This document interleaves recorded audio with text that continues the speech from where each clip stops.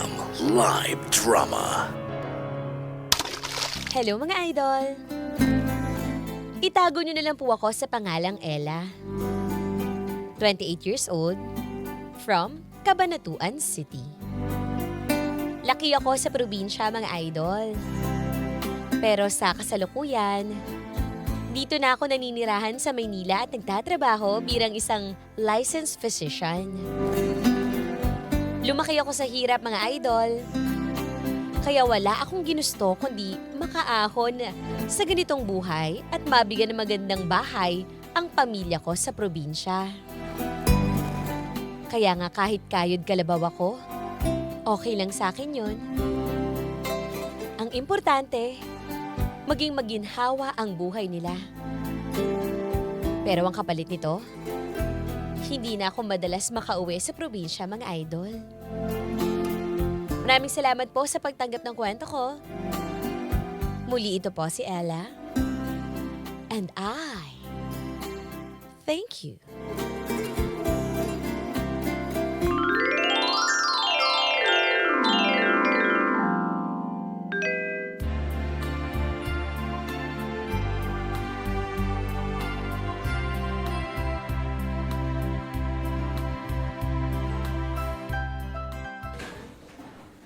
Ay, Doc, ako, long weekend. Uuwi ka ba? Sa probinsya? Oo, saan pa ba? Hindi eh. Madaming naiwan sa akin, di ba? Ako yung sasalo ng duty ni Doc Andrew. Ako, Doc ha, Doc Ella, napapansin ko sa'yo, parang ikaw lang yung nililive dito sa trabaho natin. Ako nga, nako, talaga sasamantalahin ko yung uwi ngayong long weekend para makauwi ako sa probinsya, makita ko at makabanding yung mga family ko. Eh di, good for you. Eh ako, talagang tawag ng duty talaga yung nangunguna sa akin eh. Alam mo na. Pero sa probinsya naman, lahat naman kasi ng galaw nila doon, eh binibigyan ko naman sila ng pera. Yung pinsan ko na yung namamahala doon. Nako, Doc, iba pa rin yung naandun ka kaysa na magbigay ka lang, ano? Magkikita mo talaga sila on the spot. Makukumusta mo man lang. Eh pagka maluwag-luwag na yung schedule, alam mo naman pag ganitong klaseng season, ang dami nagkakasakit. Mali mo magkaroon ng emergency, eh de walang doktor dito. Lahat na kayo nagsipag-uwian na sa probinsya. Nako, Doc, ikaw, bahala ka. Decision mo rin yan, ano? Pero ako uwi talaga, Doc. Tsaka pagkabalik ko dito, papasalubungan na lang kita. Ano ba gusto mga prutas kasi sa amin eh? Ay, oo, sige. Danggit. Nasa Cebu, ah? Ay, sige. Gusto ko yan, danggit ha. Tsaka tuyo. Ngayon, perfect. Salamat, Doc. Sige, mag-rounds ka na, Doc. Ano ba? Kanina ka pa nagsasabi na mag-rounds ka. Mag-rounds ako kasi naman, na-chika mo kasi uwi ng probinsya. O sige na, iwan na kita dyan. Salamat, Doc. Ayun. Uy, si Buboy to ah.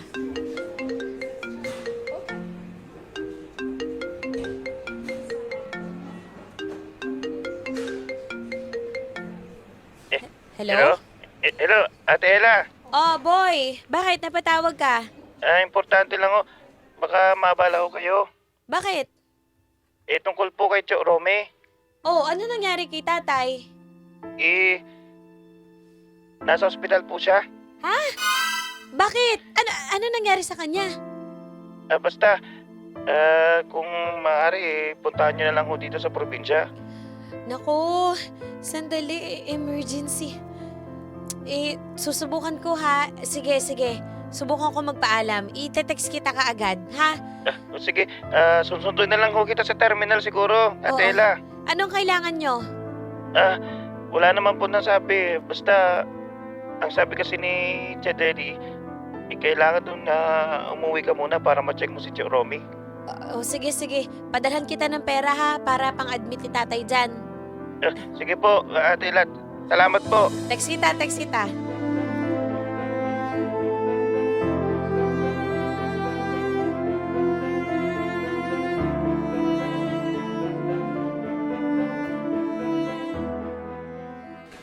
O, anak, nagkabala ka pag umuwi dito sa probinsya. Tay, ano ba nangyari sa inyo? Nako, tignan mo ang payat-payat mo, oh. Ito lang, malakas pa naman ako. Medyo tumaas lang kasi yung sugar ko. Kaya ko pa naman. Makukuha naman dito sa mga herbal. Ikaw, kumusta ka na? Naabala ka pa namin. Ayos lang ako, Tay. Bakit naman hindi nyo sinasabi na may Diabetes pala kayo. Nako, Hindi niyo sinasabi na yung mga sakit ninyo. Tignan nyo, nakita ko yung chart nyo, may pneumonia ka pa. nako, sino ba naman nasabi niya? Si Buboy talaga. Lagi na lang yan siya, pinapaalam sa'yo. Ako, wag nang ipaalam at saka mag-aalala ka lang. Hindi, nakausap ko rin yung doktor mo, tay eh. Hindi rin na daw gumagaling yung ubo mo. Ba't di mo sinasabi sa akin, doktor ang anak mo. Sana nagagamot kita, di ba, tay? Ay, wag mo na ako alalahan, anak. Importante, makakabot ka ng ibang tao. Masaya na ako doon. At saka, ako naman dito sa probinsya talagang... Naku, ayan ang sinasabi. Alam mo, tay, kulang-kulang nga din yung mga gamit dito eh. Yung gamot, kulang-kulang din. Sana nasabi agad para naman nabit-bit ko na mula Maynila. Ay, naku, alam mo naman, probinsya. O sige anak, at saka... Kung may kailangan ka, pupunta mo na ako ng bukid. Pipilitin ko makakuha ng mga Ay, hindi na, tay. gulay para may makain ka at saka prutas, ha? Tay, hindi. Dito ka lang muna. 2 araw ka dito sa ospital. Kailangan ka mag-IV. Tignan mo, dehydrated ka na. Kailangan kay suwero. Uubusin pa yan. Kaya ko naman eh. Hindi, tay. Magpahinga ka muna, ha? Dito lang ako. Ka mag-alala.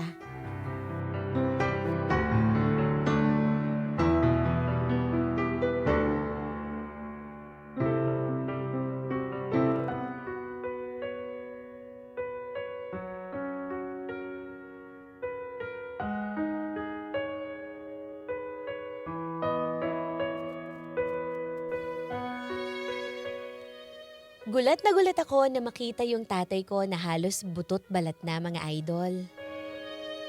Sa totoo lang, hindi ko na nga siya halos makilala eh. Agad ako nakaramdam ng pagsisisi dahil bakit napabayaan ko yung sarili kong ama? Samantalang sinasagip ko ang buhay ng iba, hindi ko na namamalayan na unti-unti na palang kinakain ng sakit ang sarili kong tatay. Mula noon, nanatili muna ako sa probinsya, mga idol. Nag-indefinite leave ako sa ospital para ma-monitor ko ang kalagayan ni tatay. At laking gulat ko na mga pinapadala kong pera sa kanya ay hindi niya pala ginagalaw, mga idol.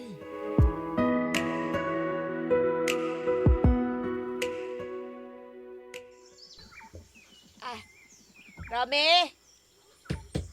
Romy! Ay! Magandang umaga ho, Chadeli.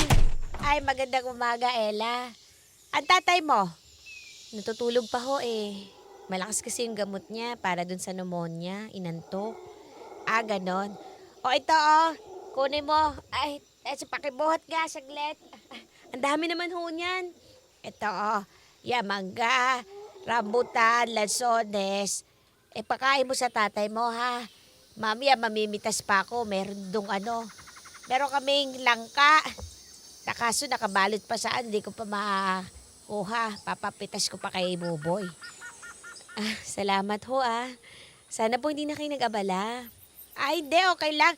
Alam mo, lagi ko binibigay niya si Romy ng mga prutas. Ang favorite niya, lalo na yung mangga, pag sobra matamis na.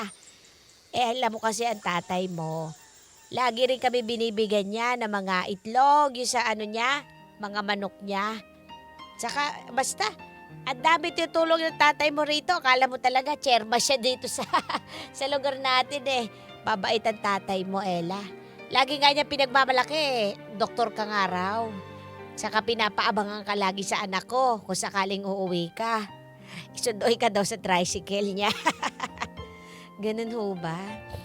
Salamat ho Salamat din po pala sa pagtingin-tingin sa tatay ko. Ay, oo naman. Parang pamilya ko na rin niya si Romy. O siya, sige ha. Papakuha ko na lang yung langka para mapakain mo sa tatay mo. O mag-iingat kayo dyan, ha. Masaya ako nandiyan ka. Alagaan mo tatay mo, ha. Opo, maraming salamat po. O siya, basta ako.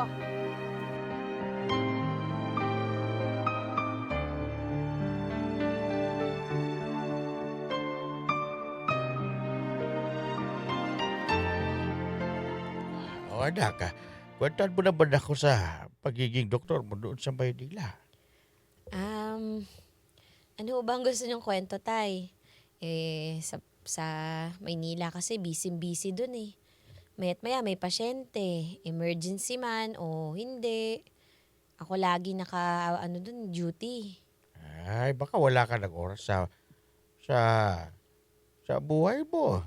Gusto ko naman sana bago ako mawala sa bundok ito, makita ko naman na makapagkasal ka, magkaroon ka ng asawa, at syempre, magkaroon ako ng apo. Nako, Tay.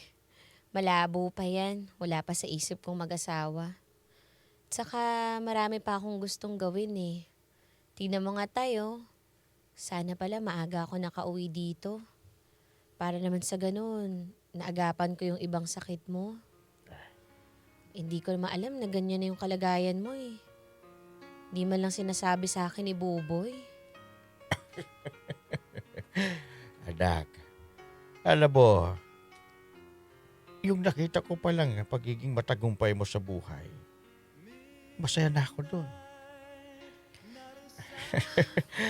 Yan yung pinagdadasal ko, na palagi kang nasa maayos na kalagayan. At saka, kung matanda na rin ako, hindi ko na kailangan din naman na magkaroon ng magarbong buhay. Yung sinasabi ko lang pinapagdasal ko na sana magawa ko pa yung maipasyal sana kita. Madala kita sa mga gusto mong lugar na mapuntahan. Yun lang ang hinihiling ko. Pero parang hindi na yata kaya ng katawan ko, anak. Ako nga dapat magdala sa'yo sa iba't ibang lugar, Tay. Tingnan mo, hindi mo pa nararanasan na umalis dito sa probinsya. Ako, nakarating na ako sa iba't ibang bansa. Samantalang ikaw, di ka pa nga nakakatungtong ng Maynila, Tay. Pasensya ka na, hindi ako nakauwi kaagad. Saka yung mga perang pinadadala ko, Tay, bakit di mo naman ginagastos? Sana pinalitan mo na tong karag-karag mong sopa. Yung TV na to, hindi naman gumagana. Yung lamesa, tong bahay, hindi mo pa pala pinaayos. Anak, material na bagay lang yan. Gusto ko, bago ko mawala sa bundok ito maayos sa kalagayan mo. Kaya yung mga pera pinapadala mo sa akin, hindi ko na ginagastos dahil para sa'yo yun. Para sa'yo yun, Tay. Ang laki ng sakripisyo mo para maging doktor ako, di ba? Binenta mo pa yung palayan mo para sa akin, di ba? Kaya pasensya ka na talaga, Tay. Babawi ako sa'yo, Tay.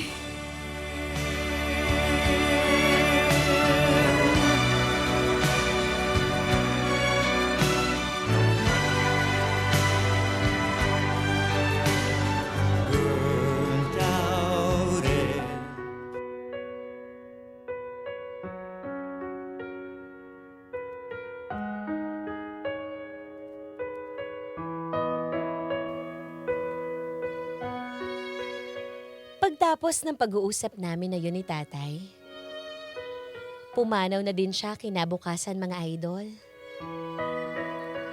Punong-puno ng pagsisisi yung puso ko dahil kakarimpot na oras na lang ang nabigay ko sa tatay ko.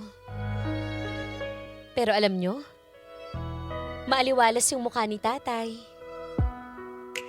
dahil ang huli niyang sinabi sa akin na kung sakaling aalis ako ulit, sana raw bumalik ako, hindi dahil may pasalubong ako, kung hindi dahil namimiss niya ako, mga idol. Hanggang ngayon, durog na durog pa rin yung puso ko. Dahil hindi ako naging present sa mga panahong kailangan niya ako. Kaya ngayon, babawi ako, mga idol. At alam ko, nakangiti sa akin si Tatay sa langit sa gagawin kong ito.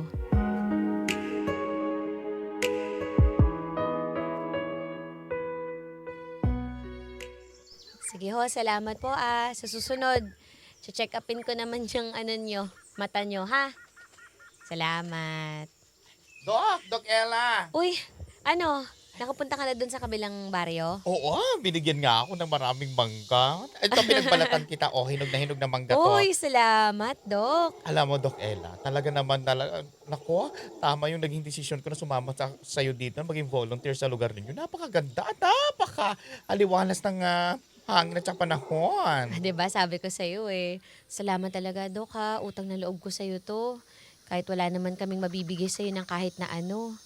Para sa mga tao dito, tinulungan mo ko na gamutin sila. Nako, malaking bagay na sa atin yung mag-volunteer dito, Doctor to the Barrio, para naman maalagaan na natin. At syempre, makasikaso natin yung may mga sakit dito sa bayan ninyo.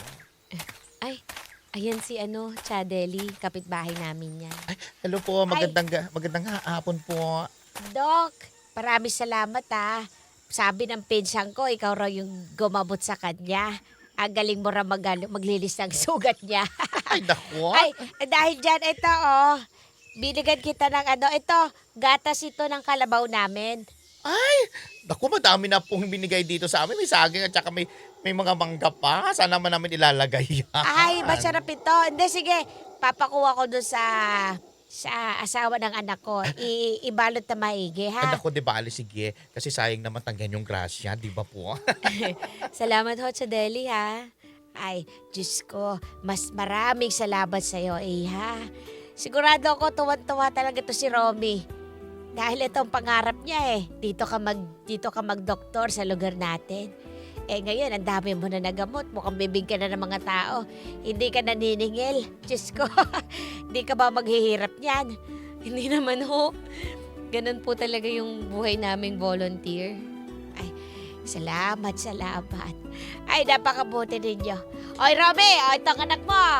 Ay, napakagaling, napakahusay. Naku, wag niyo nang tawagin si Tio Romy. Baka mamaya, bumangon pa yon. Charot. Huwag po kayo mag-alala. Magtatawag pa ako ng mga maraming doktor dito para iba't ibang baryo mapuntahan po namin. Salamat, Iha. Napakabait po talaga. Mga idol, may kwento ka bang gustong ilabas sa yaman o sakit? May handang makinig. I-chat mo lang kami sa Facebook page 93.9 IFM Manila para bigyang buhay dito sa IFM. Dahil ang kwento ng idol, maririnig ko na yarn. Hindi lang sa radyo. Ang IFM live drama ay nasa Spotify na rin. Available din sa YouTube at Facebook. Grabe naman yun! Ayan nako, marami tayong natutunan siyempre sa mga idol natin dyan. At talagang akin lang lesson doon hanggat nakikita pa natin malakas ang ating mga magulang. Huwag natin silang kalimutan. Yes, hanggat may time ka umuwi ng probinsya kung nasaan ka man, bisitahin mo yung mga magulang mo, idol. Yan, totoo yan. Paglaanan mo ng panahon. Correct. Hindi yung isusubsob natin yung sarili natin sa trabaho. Kapag ikaw naman yung nagkasakit, 'di ba? Papalitan ka din nila. At ang sakit lang kasi wala na, limited na lang talaga yung time na meron kayo. Na supposedly sana ginawa mo pa nung malakas pa tatay mo. At saka, diba? siyempre sa mga idol natin dyan, talagang kailangan din natin na ma-check, mapuntahan, makita ng ating mga pamilya. Hindi lang magulang, mga kapatid. Diba? At tapusin na siguro kung may mga dahilan kayo kung bakit ka ayaw niyong umuwi, tapusin niyo na yan. Tama. Diba? May mga rason kayo kung bakit, mga tampuhan, magbatian na kayo. Correct. Yan, diba? Ito na yung sign. Ito yung kung naririnig nyo kami ni Rene Ban, ito na yung sign para magkaroon kayo ng kapayapaan ulit. Correct. Ibaba na yung mga pride, mga idol. Yun! Dahil kapag masyadong mataas ang pride, mas lalong lalawak yung lamat ng relasyon. Oo, yan, diba? diba? Mapaasawa man yan, mapapamilya, mapakapatid.